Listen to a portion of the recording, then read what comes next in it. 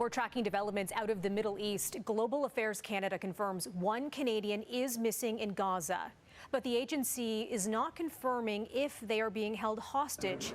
Foreign Affairs Minister Mélanie Joly says around 200 Canadians are still in Gaza. Efforts from the feds to get people out of Gaza comes as the United Nations, the World Health Organization, and others sound the alarm over the need for basic necessities in Gaza. Bianca Dahl is an assistant professor of anthropology at the University of Toronto. Bianca, we know a temporary pause in fighting has been announced between Israel and Hamas. We focus a lot on the exchange of hostages, but how critical could this be to getting aid into Gaza? It's absolutely necessary. I mean, this has been the biggest challenge by far, is that it has not been safe for the trucks that are carrying humanitarian aid to even be able to distribute it effectively within Gaza. So obviously the hostages, those releases are extremely important, especially from a political perspective. But at this stage, they're saying they're going to allow about 300 trucks, at least initially, during this 4-day pause. And that can, it's absolutely vital. What can you tell us about the need right now in Gaza? What are the things that people have to have? I mean, it's absolutely dire. The very basic necessities are missing. There's been a real set of concerns around the provision of fuel on these aid envoys. Israel has been reluctant to allow that. It is now said that they will be allowing some fuel in on this current envoy.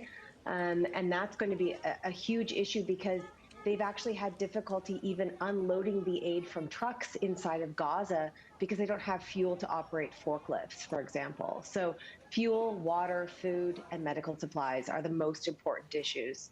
And it's not just getting those trucks in, too. I wonder if you could tell us about some of the other challenges that humanitarian groups are facing, especially when there's a communications blackout.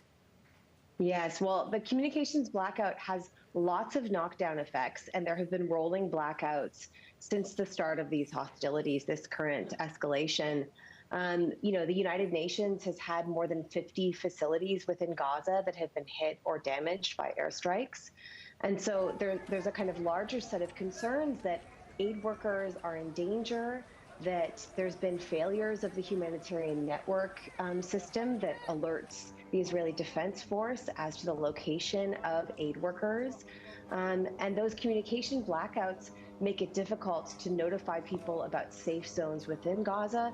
And there's also been concerns raised by organizations like the Human Rights Watch, which have identified these blackouts, these communications blackouts, as being deeply concerning from a human rights perspective, because it makes it very difficult to be reporting accurately on what's happening within Gaza when there isn't reliable access to, internet and other telecoms.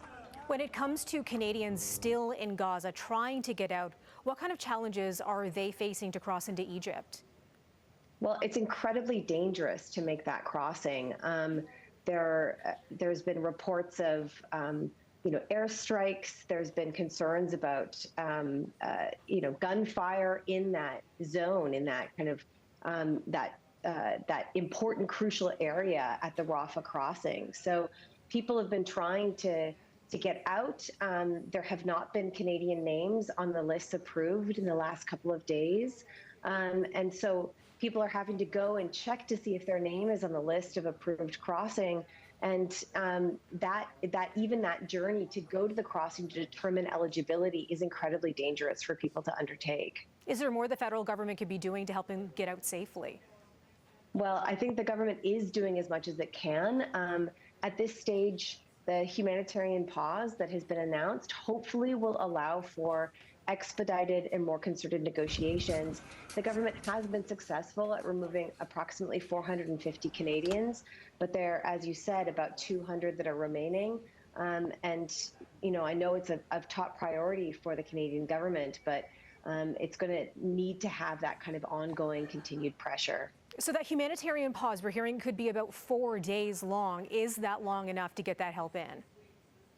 No, it's not, in a word. There's simply, the need is so vast, it's so immense. There's been so much damage, particularly in the north of Gaza, infrastructural damage. People that have remained in the northern areas are often those who, have disabilities or are unable, sick, injured, are unable to be able to move into the areas that are considered safer.